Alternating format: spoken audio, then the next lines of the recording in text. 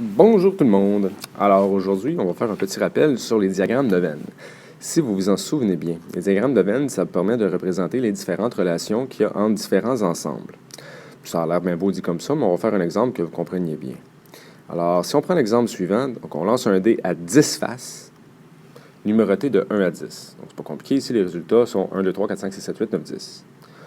On vous donne deux événements possibles. Ça ne veut pas dire qu'ils vont se produire, mais ce sont les événements possibles. Alors, le premier événement, qui est l'événement A, on vous dit c'est obtenir un nombre supérieur à 5. Alors, on va aller écrire les résultats qui sont supérieurs à 5 juste à côté pour qu'on ait une idée de comment faire notre diagramme de Venn. Alors, les résultats possibles sont 6, 7, 8, 9 et 10. Et l'événement B, quant à lui, c'est obtenir un nombre pair. Donc, les nombres pairs, c'est, voilà, j'espère que vous le savez, c'est 2, 4, 6, 8 et 10. Donc, normalement, on devrait avoir deux ensembles, deux bulles différentes. On mettrait dans une bulle 6, 7, 8, 9, 10 et dans l'autre bulle 2, 4, 6, 8, 10. L'avantage d'un diagramme de Venn, c'est qu'on a une partie qui est commune aux deux, par contre. Alors, la partie qui est commune à mes deux ensembles, qui est la région ici, je vais la barbouiller ici, quitte à effacer par la suite. Donc, c'est cette région-là ici. Les éléments qui sont au centre vont être les éléments qui se retrouvent dans les deux ensembles en même temps. Donc, dans le fond, ce qu'il faut se demander, est-ce qu'il y a des nombres qui sont supérieurs à 5 et qui sont également des nombres pairs? Bien, la réponse, c'est bien évidemment oui.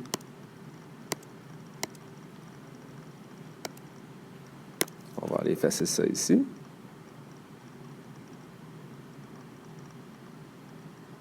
Et on va aller inscrire les résultats qui sont supposés être communs. Alors, les résultats qui sont censés être communs, on va les souligner, tiens.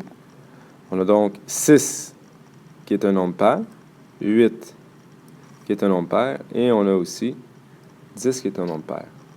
On a donc trois chiffres, qui doivent être dans la partie du milieu. On va les inscrire. J'ai donc 6, 8 et 10. Là, ce qu'il faut comprendre, c'est qu'ils sont inscrits, mais pour les deux ensembles. Pas besoin de les remettre une deuxième fois, même s'ils sont dans les deux ensembles.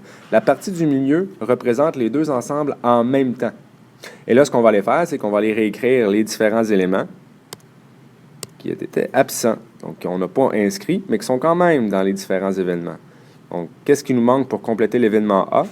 Bien, il nous manque l'élément 7 et l'élément 9. Pour compléter l'événement B, il va nous manquer le 2, le 4 et c'est ça.